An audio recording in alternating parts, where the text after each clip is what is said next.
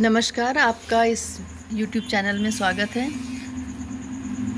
हम आज के इस वीडियो में कक्षा 12 यूपी बोर्ड के पाठ्यक्रम के अंतर्गत पंचशील सिद्धांतः पाठ का अध्ययन करेंगे, जिसमें पंचशील सिद्धांतों के बारे में बताया गया है कि पंचशील सिद्धांत कौन कौन से हैं और इन सिद्धांतों का आरंभ कहाँ से हुआ और कैसे इनका पालन करने के लिए नियम बनाए गए। तो सबसे पहले हमें संदर्भ लिखना होता है। कोई भी गद्यांश आएगा, 7 अंक का गद्यांश आएगा, बार बार मैं आपको बता रही हूँ, तो ये 7 अंक आप अपने अच्छे से तैयार करिए। इसमें बहुत ज़्यादा मेहनत नहीं करनी है, केवल अनुवाद आपको ध्यान से लिखना है, सही संदर्भ लिखना है, सही 7 अंक आपको मिलेंगे। प्रस्तुत गद्यांश हमारी पाठ्यपुस्तक हिंदी के संस्कृत खंड के पंचशील सिद्धांतः नामक पाठ से अवतरित हैं। इनमें पंचशील के सिद्धांतों का वर्णन है। पंचशीलम इति शिष्टाचार विषय का सिद्धांता। पंचशीलम इति पंचशील नाम से शिष्टाचार संबंधी सिद्धांत हैं। महात्मा गौतम बुद्धा एतान पंचापि सिद्धांतान पंचशीलम इति नामना स्वशिष्यान् शास्ति स्म। गौतम बुद्ध ने एतान पंचापि इन पांचों सिद्धांतों को पंचशीलम इति नामना पंचशील नाम से स्वशिष्यान् अपने शिष्यों को शास्ति स्म शिक्षा दी थी। महात्मा गौतम बुद्ध ने इन पांचों सिद्धांतों को अपने शिष्यों में पंचशील नाम से दिया था। जो उन्होंने शिक्षाएं दी थी वो उनको पंचशील नाम से कहा था।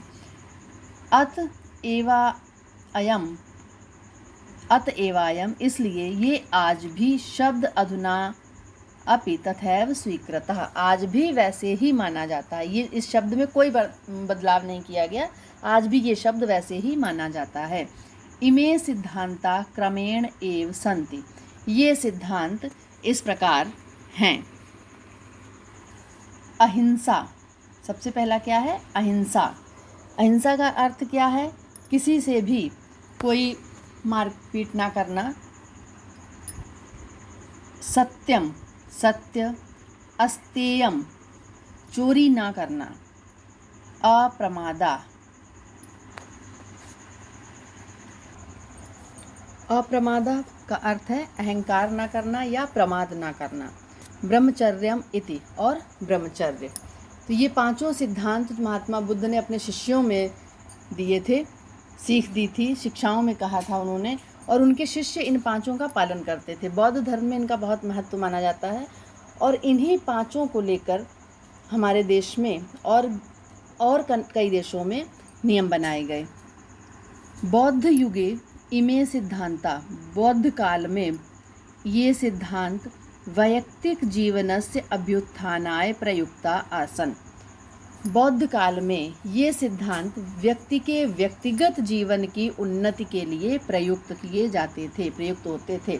जब महात्मा बुद्ध ने शिक्षाएं दी थी तब उन्होंने देश के लिए नहीं, उन्होंने व्यक्ति के व्यक्तिगत जीवन के लिए, कि प्रत्येक व्यक्ति को अहिंसा का पालन करना चाहिए, सत्य बोलना चाहिए, चोरी नहीं करना है, प्रमाद नहीं करना और ब्रह्मचर्य का पालन करना। तो परम अद्य, परंतु आज, अद्य का अर्थ है आज, इमे सिद्धांता, ये सिद्धांत राष्ट्रानाम परस्परम मैत्री सहयोग कारणानि, राष्ट्रों के आपसी मित्रता और सहयोग के कारणों के लिए विश्व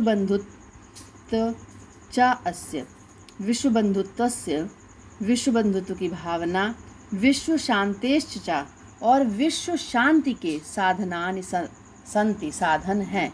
परंतु आज ये सिद्धांत राष्ट्रों के आपसी मैत्री सहयोग के कारण विश्व बंधुत्व और विश्व शांति के साधन के रूप में हैं। राष्ट्रनायकस्य पंडित जवाहरलाल नेहरू महोदयस्य प्रधानमंत्रित्व काले चीन देशेन सह भारतस्य मैत्री पंचशील सिद्धांतान् अधिकृत एव अभवत्।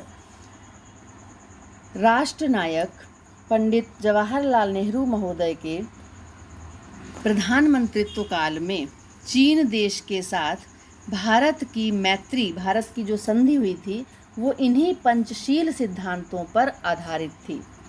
यतो ही उभावपि, जैसा कि उभावपि, उभौधन अपि, दोनों देश, उभौ का अर्थ है दोनों, अपि का अर्थ है भी, दोनों देश भी, बौद्ध धर्मे निष्ठावंतो, दोनों देश बौद्ध धर्म में निष्ठा रखते हैं, विश्वास रखते हैं।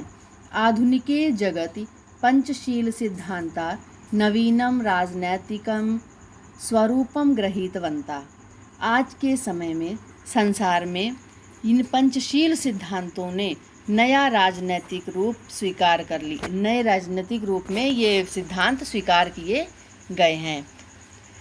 एवं चा व्यवस्थिता, ये इस प्रकार से हैं। किमपि राष्ट्रम कस्य चा अन्यस्य राष्ट्रस्य आंतरिकेषु विषयेषु कीदृशम अपि व्याघातं न करिष्यति।